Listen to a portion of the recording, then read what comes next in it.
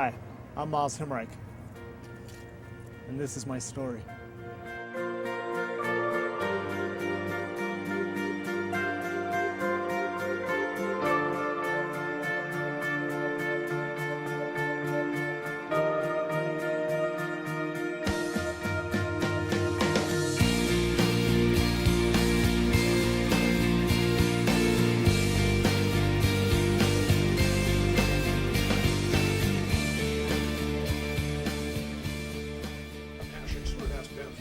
What is Myles' schedule like today? If we went a little longer than 11:30, have you got another hard?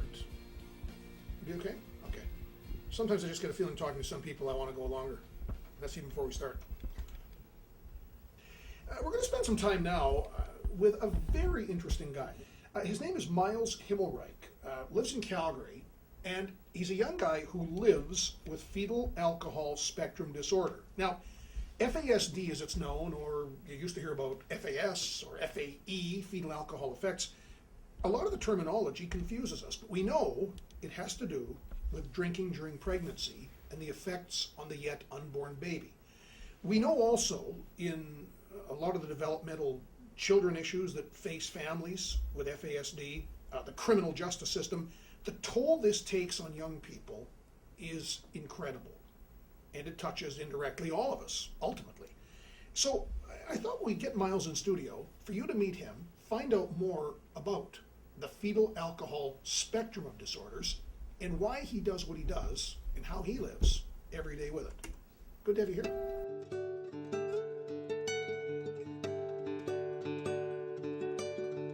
It's Michael Jordan. You know, I love the way he played, but I loved his work ethic. Is all my little brothers and sisters. They all have disabilities, but you know, my parents have always taught us to go on our strengths, and they so have, you know, like their ability to just smile, you know, and to give you a hug when you come in the house. And I love doing the media stuff because that we're getting the awareness out there, and that's the number one thing, is to make people know and understand what FASD is. You know, usually the night before and the day of, the specifics come to me on how I want to do it and present it. And then just to get in the mindset, I usually just kind of, maybe I'll go off, listen to a little music, not think about anything to do with the talk, and just take, because I get very, it's nervous, but I use that adrenaline rush to get excited to bring it into the talk, so then I, you know, put that adrenaline rush out there for other people to feel the excitement of the talk with me. Thank you very much. Fetal alcohol spectrum disorder. Every year in Saskatchewan, babies are born with lifelong disabilities caused by drinking alcohol during pregnancy. Alcohol consumed during pregnancy can cause a broad range of lifelong disabilities, and in the Western world is a leading known cause of cognitive disabilities. This is really boring. You guys can pretty much get that information on pamphlets and papers that are out on the table. We're in a theater. Usually go to theaters to watch movies and have fun, so I like to keep my talks interactive and upbeat. So before we get started, let's have a little fun. Or do you guys want the boring one? No? The fun one?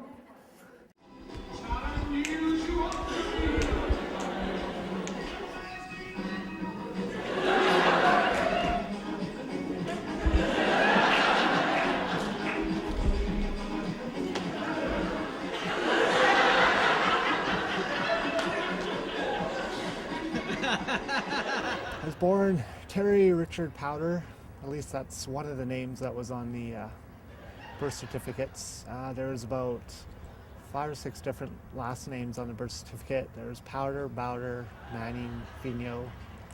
Born in Calgary at 11:45, February 27th, 1978, at the Holy Cross Hospital, to Shirley Ann Powder. Within the first few months, Terry was in the hospital.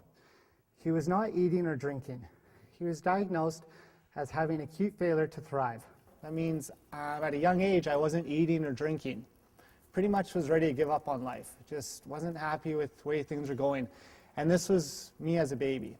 By age 2.5, Terry had been in over 7 different foster homes.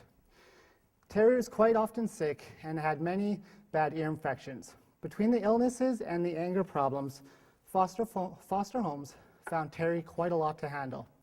Then social services decided that I need to go into a foster home long term until they could find some either better place for me to be adopted or for a way for my mom to kind of get her life straightened out so that she could take me back. I find teenagers are harder than because I've spoken to psychologists and doctors and, you know, parole officers and whatnot. And I'm gonna talk to you guys tonight about FASD and share my life story a bit with you because I myself have FASD. A bit nervous about talking to you guys.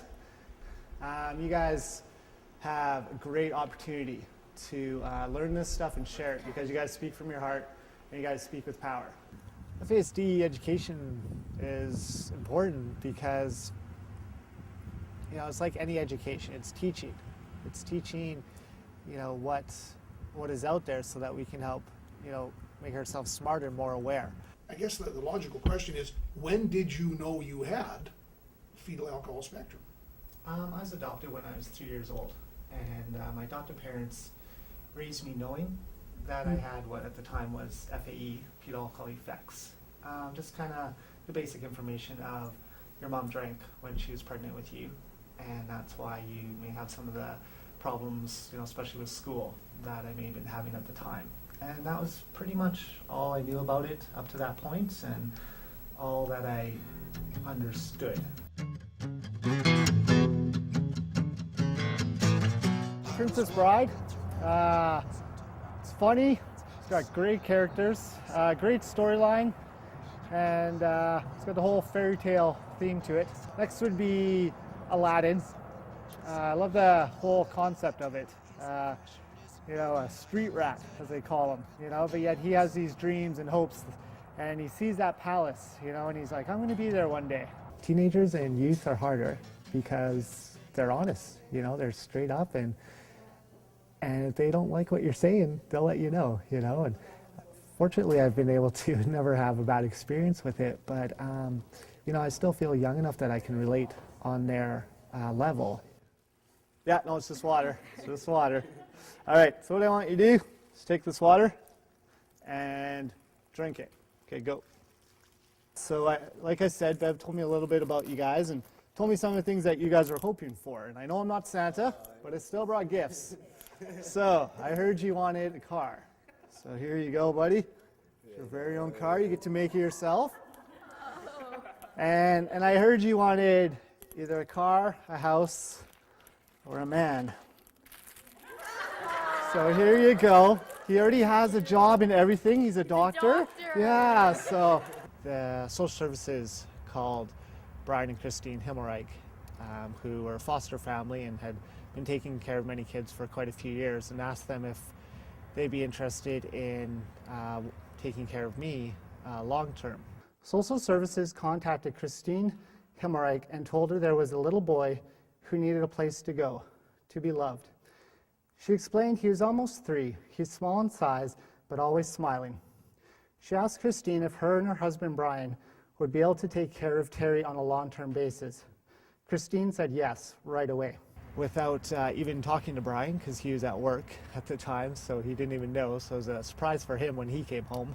So later on in the day, January 30th, 1981, Terry walked up the steps, holding a worker's finger in his one hand and his favorite green teddy bear in the other. I guess I was pretty quiet and shy here. I'd been through so many different foster homes and so many different places that it was hard to kind of connect or feel that I wanted to or could connect with anybody. Many of the words and actions of violence that Terry displayed were from his early years at home with his mother and the men in and out of her life. The Himmelreichs tried to show Terry what a loving family was. Brian was going to court trying to prove that, you know, they were a suitable family and that they could offer, you know, the love and structure that I wasn't getting anywhere else. My mom's family back on the reserve were apprehensive of me, you know, leaving to go to another home, let alone to be adopted by, you know, a white Mormon family. Finally, on June 20th, 1984, the judge granted the adoption to Brian and Christine Himmelreich because they showed that they had the structure and stability and love in the family that I needed. I had about 11 siblings in my family, and 9 of us were adopted. And all 9 that were adopted had special needs, whether it be myotonic dystrophy, Down syndrome, FASD, wide variety of different disabilities. So my parents, of course, as you can figure, had great hearts, and they had great patience to work with these kids and help them, be able to live lives successfully. At the same time as the adoption, the Himmelreichs thought it would be a good idea to change Terry's name, not only to help him hear with his hearing problems, but also to have a new name to go along with his new family. They sat Terry down and said, "Would you like to change your name?" Terry agreed.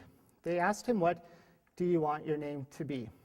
And I always joke that I wanted it to be He-Man, but it was already taken. So they said, "What do you want your name to be?" And I said, "Smiles."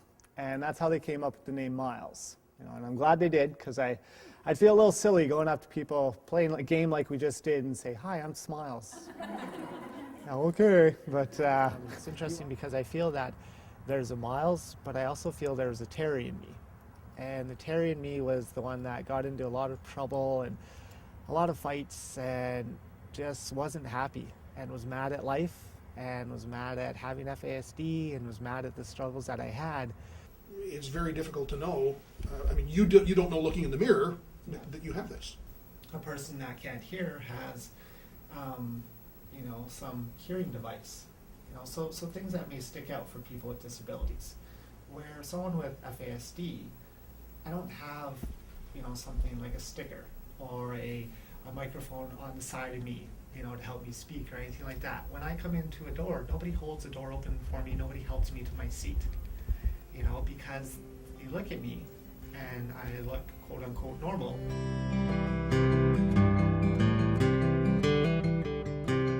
My most favorite one of all time is Degrassi, because it was quite a bit ahead of its time, the original Degrassi, and it did a lot of things that you didn't see on TV. It dealt with things like suicide, AIDS, abuse, and I personally enjoyed it because there's a character on there named Joey Jeremiah, and he himself had learning disability and had great charisma and character, but wasn't succeeding very well in school, and it was really holding him back. I was speaking with Bev, and I asked her if she'd be able to bring some people that she works with up to help me with some stuff. Very much. And on the back of the paper, you have a letter. Can you please tell me what your letter is? F. If you do. So if you were to do an F, Bev, what would it look like?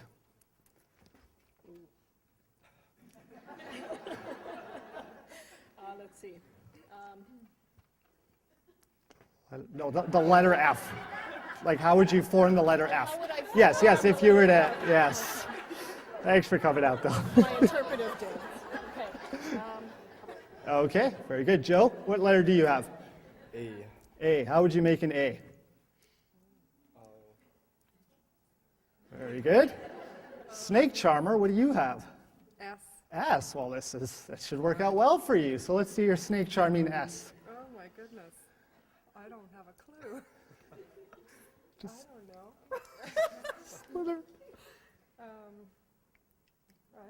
Well, very good, very good. All right, and Stacy, what do you have? I got a D. You got a D. No, not in school. What do you got on your? Let's not talk about that. All right, let's see the D. Very good, very good. Here we go. F-A-S-D. F-A-S-D.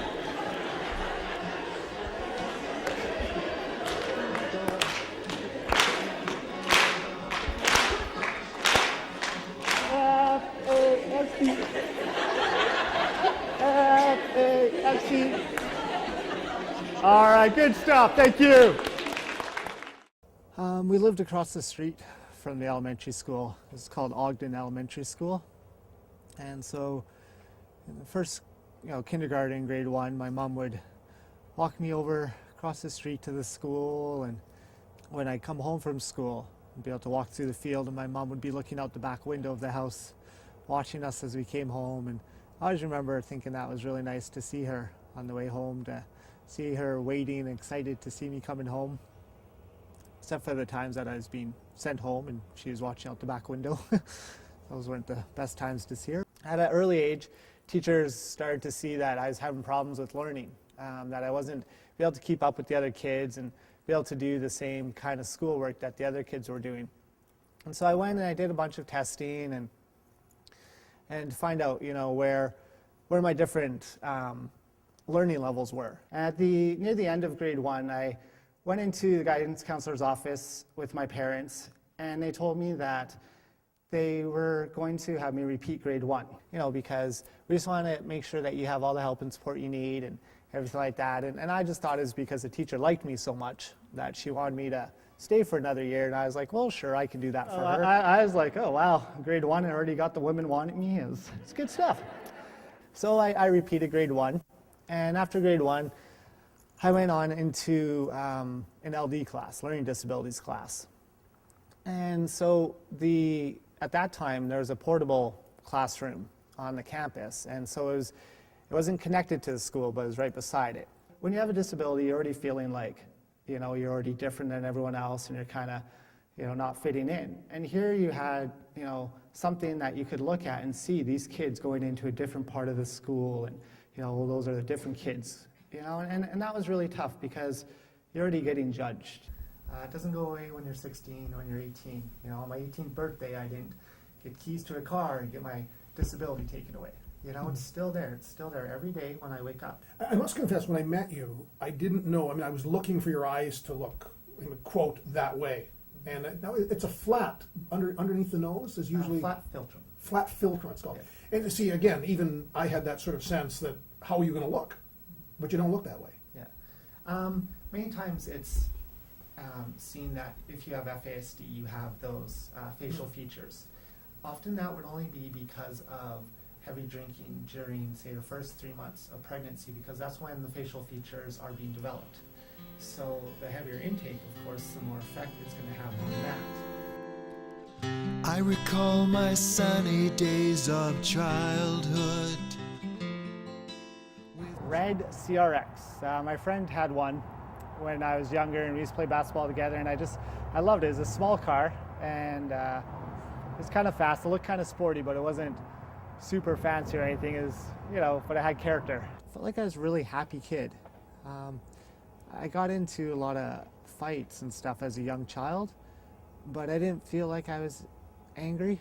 I felt happy, and I felt that I just was, having to, I don't know, for some reason feel like I had to protect myself. And like I said, my parents explained to me that I had FAE because of my mom drinking.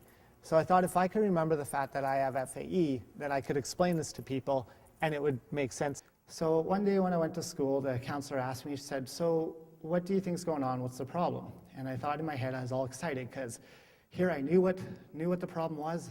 I knew it was 3 letters. I knew my mom said it the other day, and I looked at her and I smiled and I said, I have PMS. She didn't laugh. I think she might have. But I thought it would be that simple, to just say, this is what I have, and then we can work on it from there.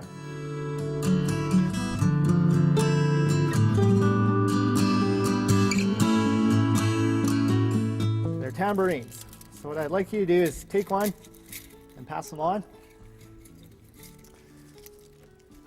So like I said, I'm sure you guys have heard of ADD or ADHD. You guys have heard that? So that gets thrown out there quite often, and sometimes, unfortunately, FASD is misdiagnosed as ADD or ADHD because it can have some of the same kind of characteristics. So you're sitting in class, and you've got those lights, and sometimes they're flickering, and the desks are facing frontwards, and the teacher's there, and then the door to the hallway's there. There's people walking past. You have little Timmy beside you who's tapping his pen. You have little Susie beside you who's talking to Sally. What I'd like you guys to do right now is take those tambourines and shake them. Okay? All right. So you got that going on. All right? Now I want you to snap your hands while you're doing the tambourines too. Okay? Z, Y. And then I want you to do your math class, and I want you to find out what 1 plus 1 is. And then after you're done doing that, what I want you guys is to answer the question, okay? So if you guys can do that, that would be great. Okay, stop. That's totally how it was for me in class, is that I had all these distractions, and I had all this stuff going on. And it wasn't that I didn't care, and it wasn't that I wasn't paying attention. It was the fact that I couldn't understand or I couldn't hear her saying what 1 plus 1 equals. But I remember doing a lot of tests, like reading tests and writing and stuff like that, because I couldn't pronounce certain words very well.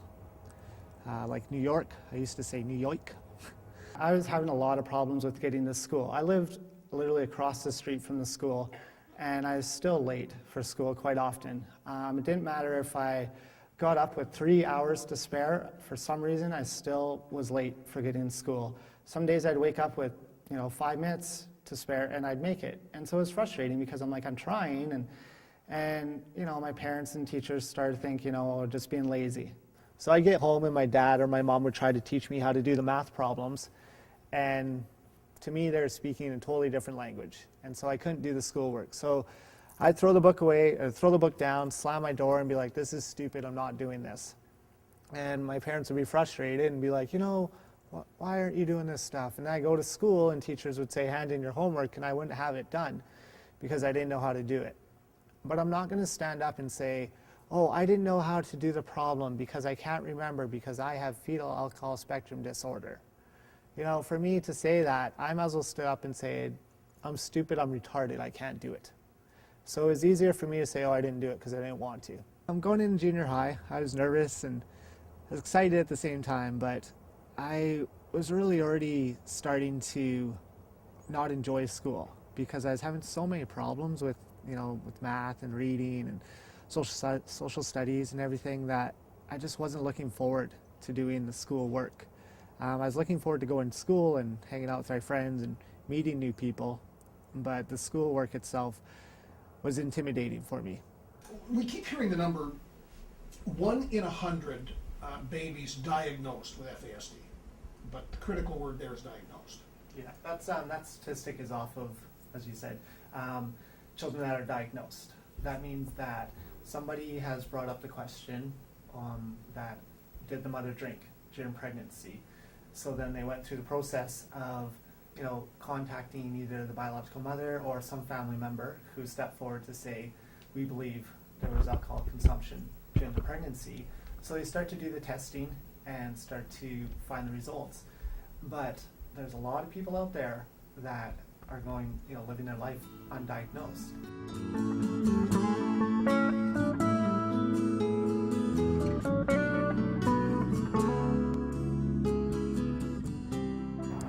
Macaroni and cheese and hot dogs. It's simple, but it's delicious. That's one of the only things I can cook, but I love it. It's easy and fun and quick. I got kind of known throughout the school because I used to do different imitations of people, and one of the ones I did was Steve Urkel, this character on TV who was this nerd. Now, hitch up your pants and stick out your pelvis. I'm telling you, baby, it's better than all this. Point your fingers to the sky, snort your nose way up high. Ooh, well, thank you. But I started to soon realize that they weren't necessarily laughing with me. They were laughing at me. And that hurt. That was pretty sad. But I just took it as at least they're hanging out with me. I was in junior high, and I remember being down in my bedroom in the basement and looking out my window and thinking to myself, if I could just talk to my mom and have her just tell me how things are going to be okay and just make everything, great again and make all these problems and all these hardships go away from me. And I wrote this poem. Mommy, keep me home today. Mommy, I don't want to go out and play. I'm not like the rest out there. I don't fit in. It's not fair. I may not be able to read or write. I may not be able to tell the difference between day and night. I laugh, I cry, I have hopes and dreams. Because I may be a little slower, nobody cares, or at least that's how it seems. Shelter me from this cruel world and hold me tight. Mommy, keep me safe and tell me I'll be all right. A mother's reply. My angel, I can't keep you sheltered from all the pain out there. It's like a horrible illness that floats through the air. I love you, my angel, so I must let you go. I love you, my angel, so I must let you grow. You very well may stumble along the way, and you'll find out that's not always okay. My angel, I once made a mistake when you were but a baby inside of me.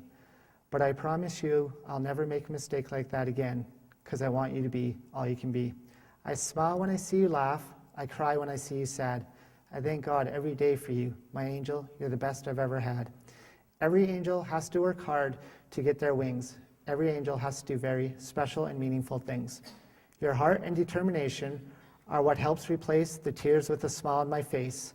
My angel, your wings will be the ones to raise this world to a better place. Could have been a PhD, could have set the world on fire. Smartest girl in high school, is it worth it, what she's doing now? So I continued on in school, having the ups and downs that I was having, ending up in the principal's office quite often. I had a drama teacher who was quite amazing. She was very outgoing and very high energy. And for me, that was great because that was a class that I could just be goofy and be myself and have fun. And at the same time, too, I was getting good marks. And another class that I felt was really good was gym class because I could go do sports and have fun and do something that I was good at and get high marks. During the summer of going from grade 9 to grade 10, I was on the basketball courts and I ran into a couple guys who had just moved from the reserve. I remember going to their house, and one night we were there and I had some money on me, and one of the guys said, well, we're going to go get some beer. Do you want anything from the liquor store? And I was like, sure, I got $20, get me, whatever, the usual. I'd never drank before, so I didn't know what the usual was. So they came back and they got me one cooler, no change. And I didn't know. I was like, oh, wow, this must be a pretty good cooler for $20, but okay. I had the cooler and I opened it up and they were playing their video games and drinking their beer and their vodka and whatnot. And I drank about half the wild berry and I passed out. And I woke up a few hours later and they're all playing Nintendo and playing card games and drinking, and they kind of laughed. They're like, ooh, well, you're a little bit of a lightweight. I was like, whatever. And I was like, I was just tired, I've been really busy lately, so I was just tired.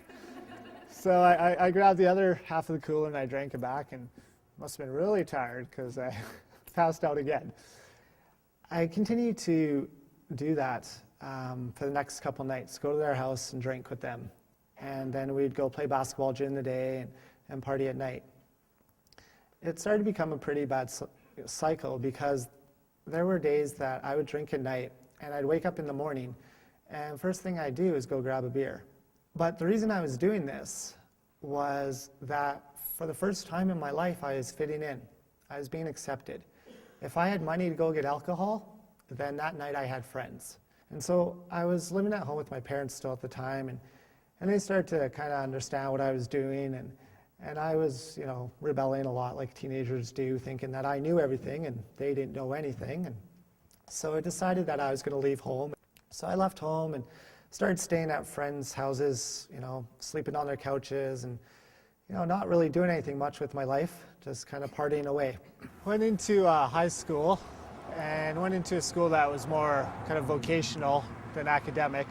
So I worked on things like mechanics, and they had daycare in there and stuff. And so it was a pretty good school for me because I got to do things hands-on and do the activities as I was learning them. So that was a good way for me because I learned well hands-on. A month or two into school, I was at a friend's house and was going to spend the night there, and he came downstairs and told me that his mom said she didn't want anyone spending the night there, so I had to go. So I said, okay, that's fine. And he said, well, I can give you a sleeping bag, but that's all I can do.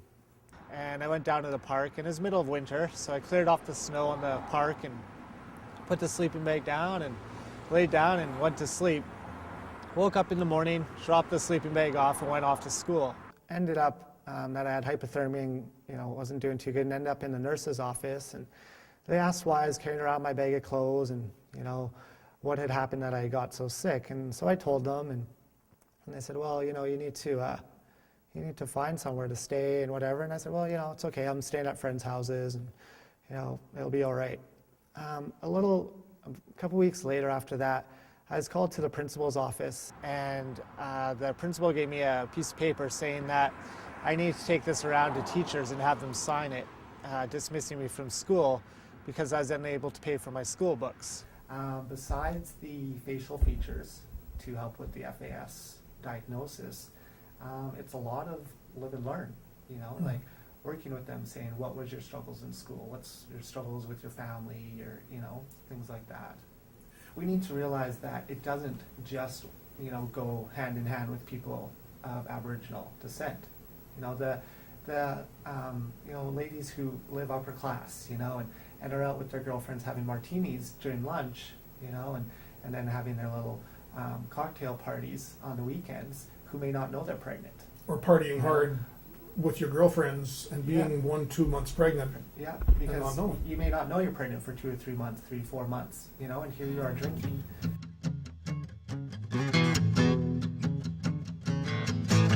I was walking through my kitchen with some time upon my I have over 300 WWF wrestling videos. I am a huge wrestling fan. I have every WrestleMania, every Royal Rumble, every SummerSlam, all the Survivor Series.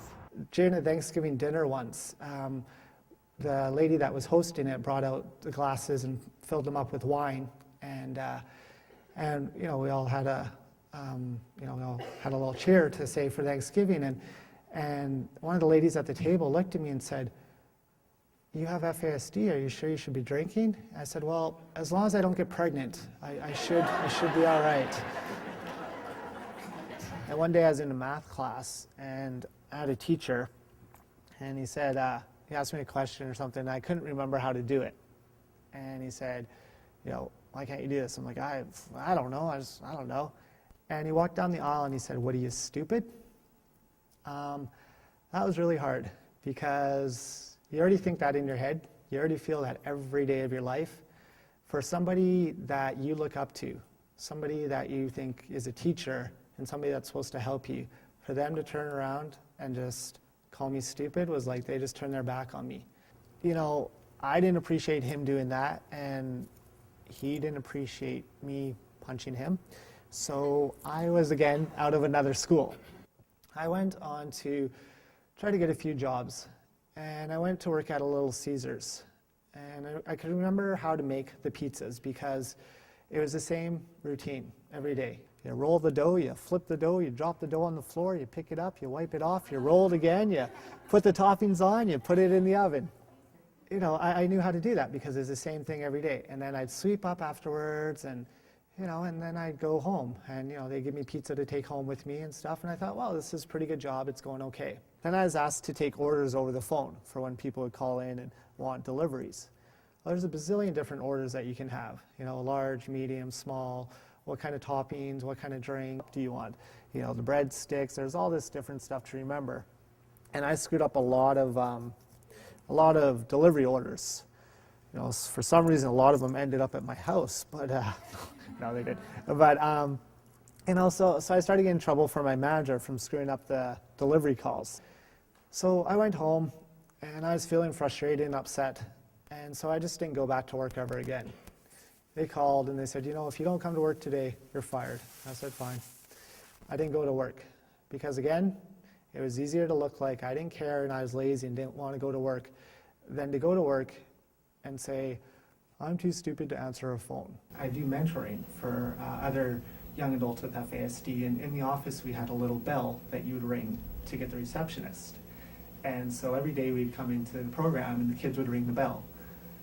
And it was hard for me to tell them not to do it because I felt the impulse to do it myself. So it got to the point where we had to put the bell behind the desk because here they would walk past it and I was like, hey guys, don't touch the bell, and then I would touch the bell. Why? Because it's there, because it rings. And honestly, and that's what it was. It was because it was there, and you just have this rush and adrenaline inside of you, and the only way to get it out is to just do that action.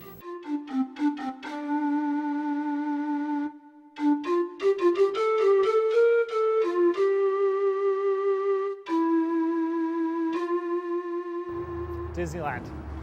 Always wanted to go to Disneyland. This looks like so fun, and yeah, I still believe I'm a kid at heart, you know, and I just love to go there. My girlfriend I was dating at the time was working at the 7-Eleven, and sometimes I got free magazines or whatever, so I was like, oh, I don't have any money. And they're like, just, you know, you should go get cigarettes. I was like, I don't even have any money. They're like, yeah, you do.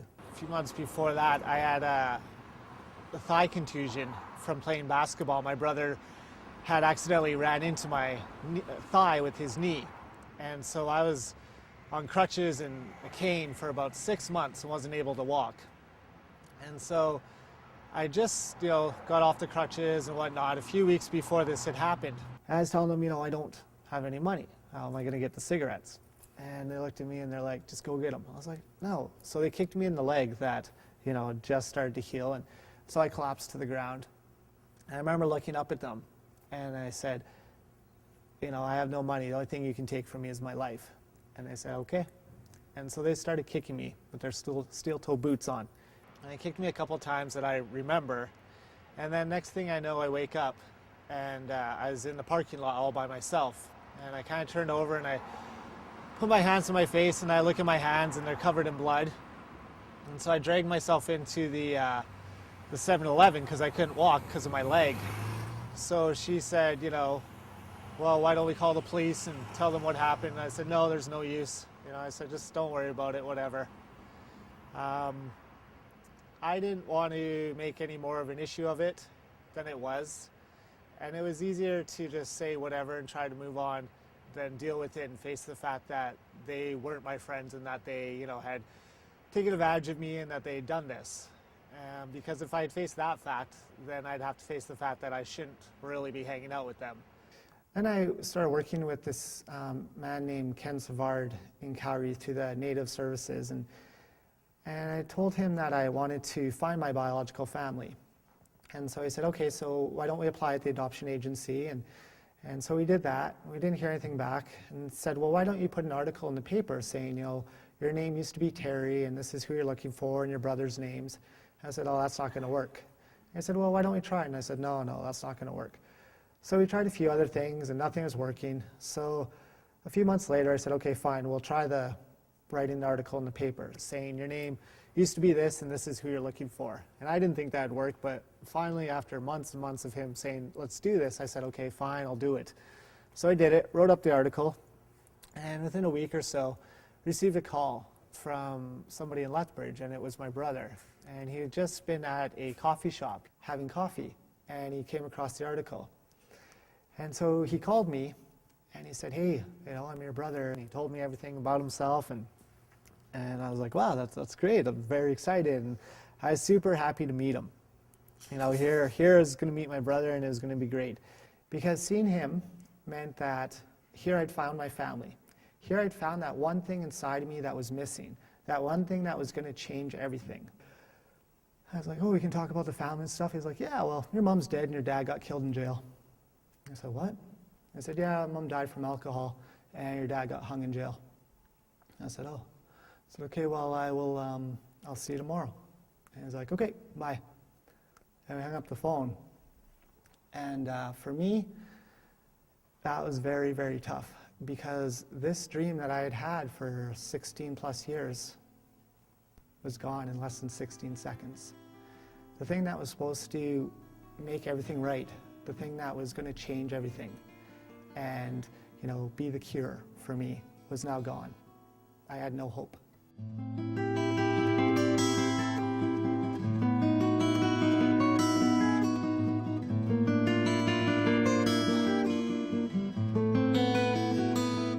I started to have a lot of depression and just feel that I was so alone.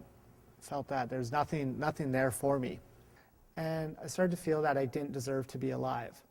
And it wasn't that I wanted to kill myself because life was so bad. For me, my mind thought was that it didn't make sense. I wasn't meant to be on this earth.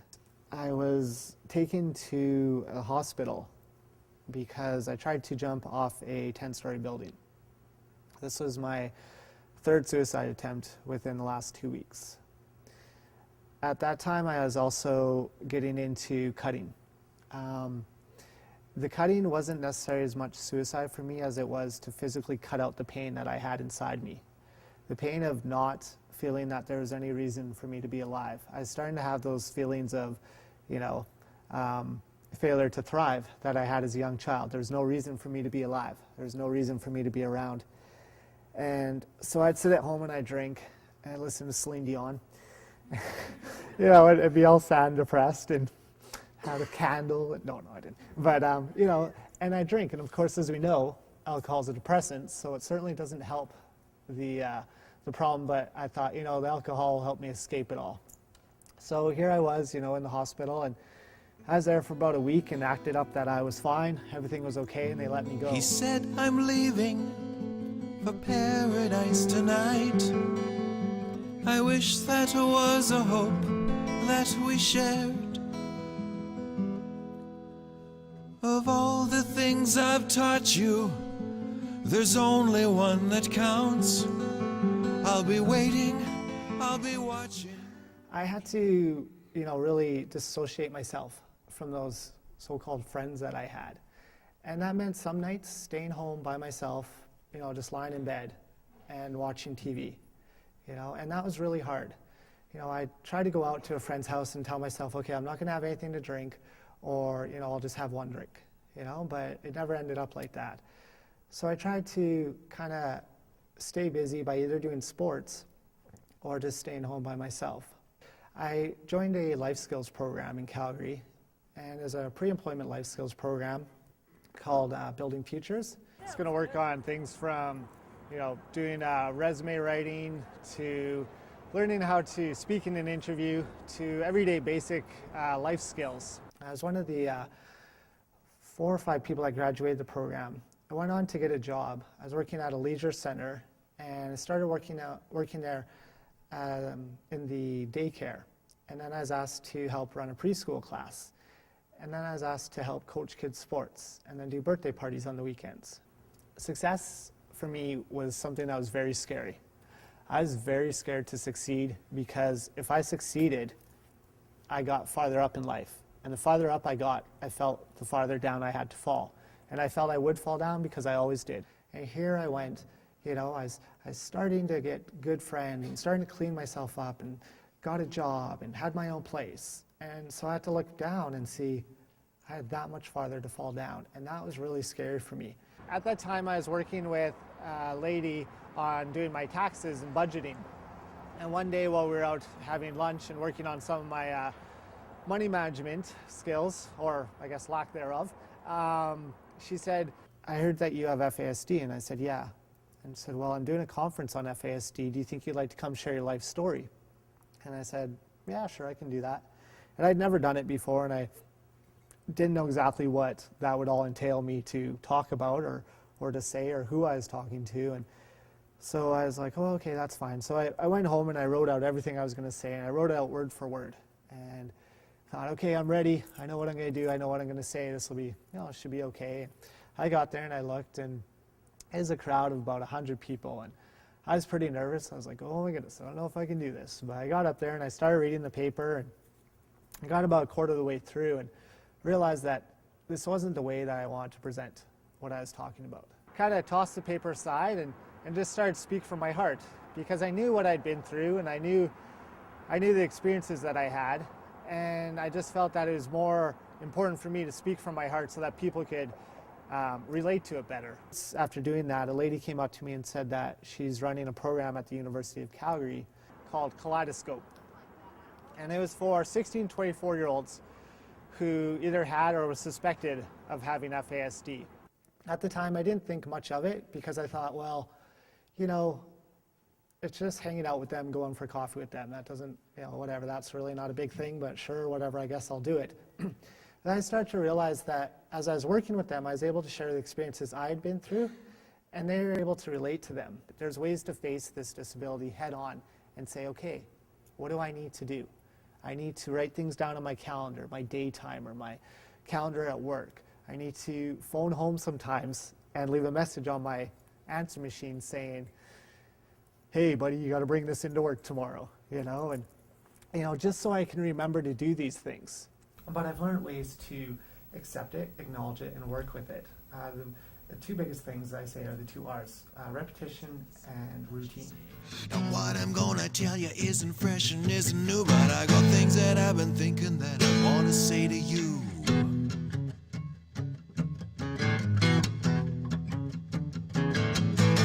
Well, I spent a lot of years roaming round around. There was a time last year that I had a fire at my apartment, and so I was evacuated and stayed at a friend's house.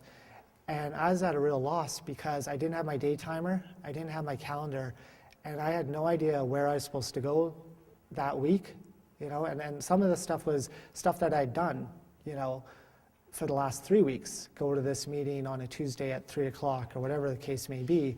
But because I didn't have that stuff written down, I, you know, couldn't remember where to go or what to do. I pay the rent on the same time because I need to get it paid.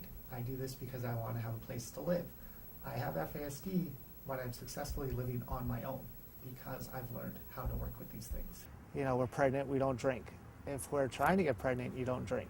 You know, and if you know a friend who's pregnant, you know, you encourage them not to drink, and sometimes that means when you're at the party, you don't drink, or you don't even go to a party where there's going to be alcohol, so there's not that temptation.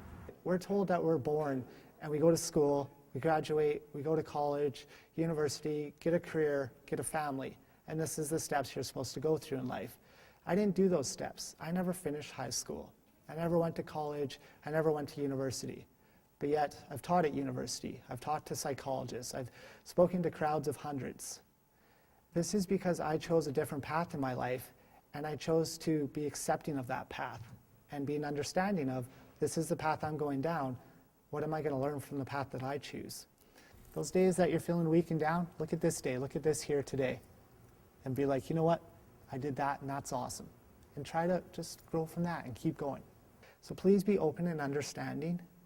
Please be open and understanding of these people with FASD. And when you're walking down that path with them, look at that hand that's holding your hand, because a lot of times they can teach you a lot more than you'll ever think you could teach them. Because the strength to keep on walking is the strength to keep on going. And sometimes, you know, as workers in the field, we don't have that strength. But we can look at that kid who can smile and laugh and keep on going, even though they've had a horrible life, and you're upset because you're stuck in traffic. Well, he's a very powerful storyteller, and the fact that he told his story so well from beginning to up till now, and that it's been up and down, and that the journey continues, and that he's been misunderstood a lot of the time. When somebody can have the ability, as Myles has a gift for speaking, to get out and to talk about, well, this is how this is a fact, this is how it is, but this is how it impacted me. It really touches us all in a very personal way. And I just think that it's so courageous of him to be able to come out here and talk about his life so openly, and I think that that kind of information coming from experience and kind of shared with everyone is the kind that's going to make a difference when people are working with people with FASD or dealing with it themselves. I'm able to speak almost as, you know, I speak as good as I look, which is really amazing. So unfortunately, there's no cameras here, you couldn't see, but Yeah, I was okay. You're doing okay on the looks thing, but now that you're both handsome and loquacious, I'm clearly well outside of my depth here. yeah. I am 30 and single.